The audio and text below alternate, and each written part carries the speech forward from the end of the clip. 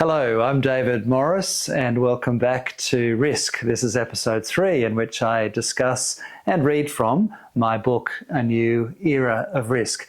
What is an author really trying to say to us? I often think you can find some of the most important and valuable information about a book from the preface or from the introduction. And so that's why when I wrote this book, I spent a bit of time on the preface in outlining for the reader or for the listener my own personal background. So if you've been listening to the previous 2 episodes, I talked about some of my background and the fact that I was an Australian diplomat in the 1980s and 1990s. And so naturally I was influenced by the belief in Asian integration, in economic interdependence, in regional security. And so I come to this work and I came to this PhD research with those biases that it is possible to find international cooperation. So I am not the typical cynical geopolitical analyst who thinks the whole world is a dark, foreboding place and it's a chessboard in which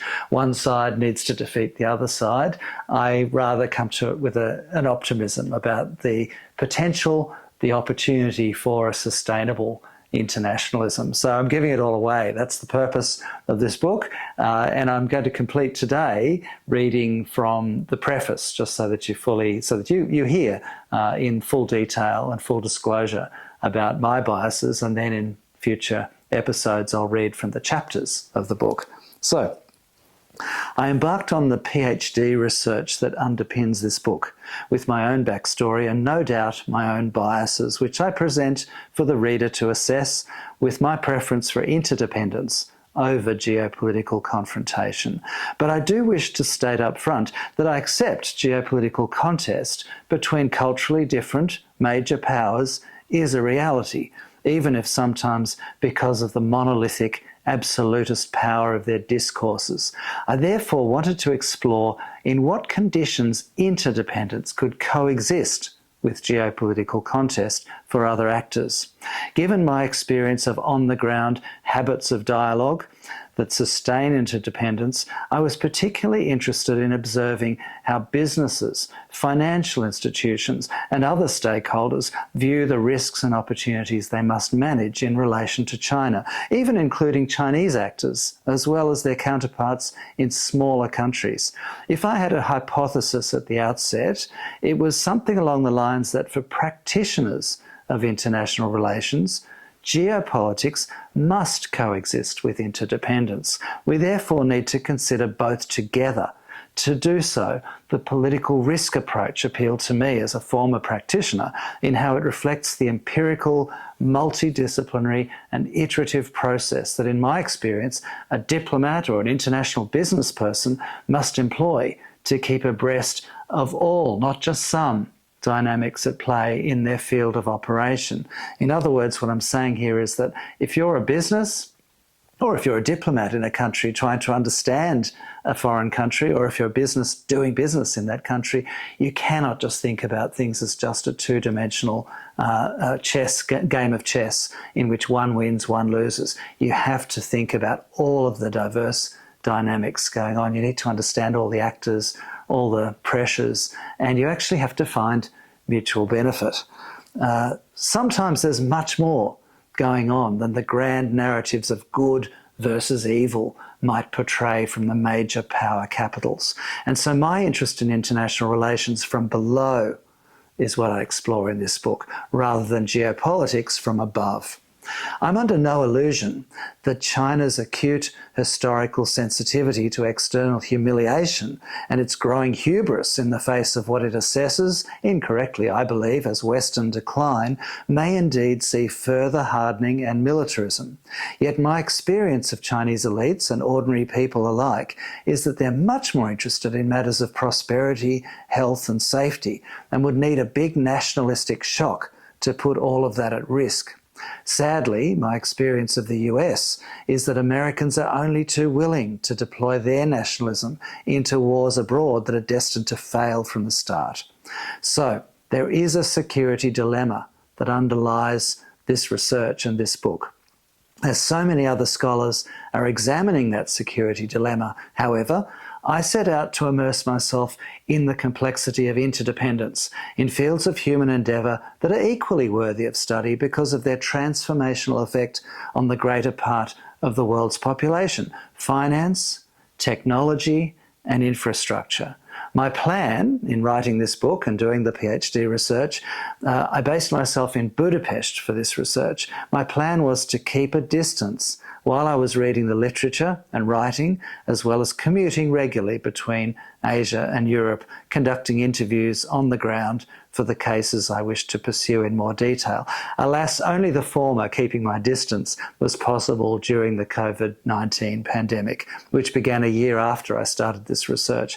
Nevertheless, I was able to draw on my extensive networks to keep connected online, including observing and participating in a steady flow of online conferences and webinars that informed the research. It turns out that Hungary was not so far removed from interdependence with China as I had first thought, becoming the first recipient outside Asia of Asian Infrastructure Investment Bank lending for its ailing hospital system, with Huawei helping to build a smart multimodal railway hub at Fenyőslikke, as well as Chinese lending to upgrade the Belgrade to Budapest railway. In each case, there's a mix of geopolitics, economic interdependence, and a healthy dose of domestic political factors. Nevertheless, there are plenty of Europeans researching Chinese links to Central and Eastern Europe.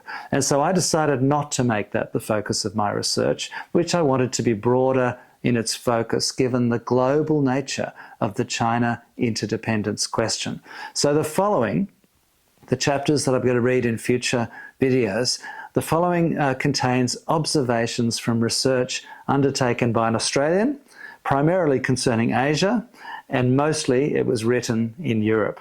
I was fortunate to be funded by the European Union to conduct research on Eurasian connectivity for a Jean Monnet research network, which supplemented the focus of the thesis, and some of which is therefore incorporated when I talk about Central Asia.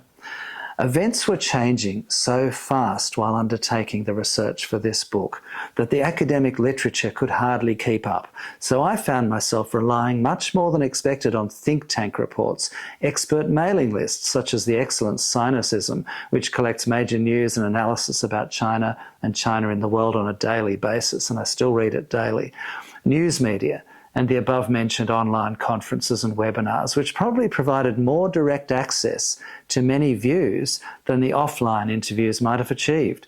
And these are all framing the discourse as the new world order unveils itself.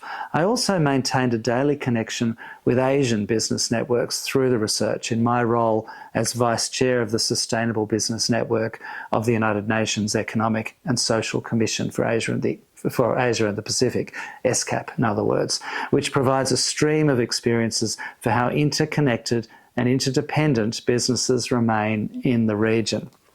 Just on that point, I served for 4 years as Vice Chair of the Sustainable Business Network for Asia, that is part of the United Nations system. It's the only business advisory group the UN has at a regional level, apart from its global compact at the global level. And throughout all of my interaction with Asian business, I found a pragmatic understanding of the need to have interdependence with China, no matter where those business people came from. Very different reality than the geopolitical contest that we read about in the newspapers. While not as much interviewing proved possible on the ground in Asia as I had planned, I believe I nevertheless achieved a representative sample of actor perspectives from a mix of offline and online interviews, and trust that what I've been able to collect and analyse contributes something unique. So that's the preface to the book, and in the next video, in episode 4, I will begin to read from chapter 1, Why We Need a New Sustainable Internationalism.